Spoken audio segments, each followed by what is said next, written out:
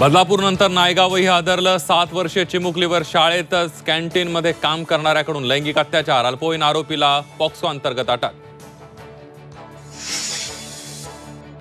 विकृत माणसाचं गुप्तांग कापून टाका, बदलापूर प्रकरणावरून अजित पवारांचा संताप। विकृत माणसाचा बंदोबस्त केल्याशिवाय राहणार नाही, अजित पवार यांची ग्वाही। मुंबईत शिवसेना भवनासमोर निषेध आंदोलन। महिला अत्याचाराविरोधात उद्धव ठाकरेंचा सरकारवर घणाघात, तर ठाण्यामध्ये नाना पटोलेंचे काळे झेंडे दाखवत आंदोलन।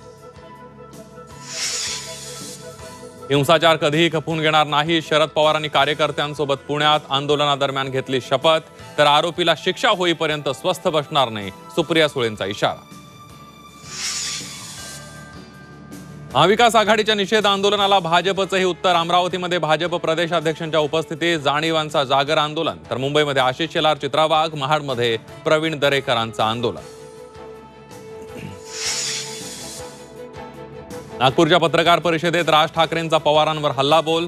जातीयवादाला पवार जबाबदार असल्याचा आरोप, तर सर्व मतदारसंघात मनसेचा उमेदवार उतरवणार असल्याचं केलं जाहीर।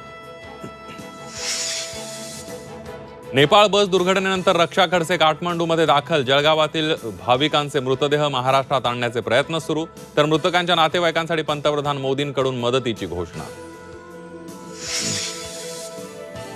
नाशिकमधील दुतोंड्या मारुतीच्या कमरेपर्यंत पाणी। गोदावरीमध्ये पाण्याचा विसर्ग वाढला, पाणी पातळीमध्ये मोठी वाढ।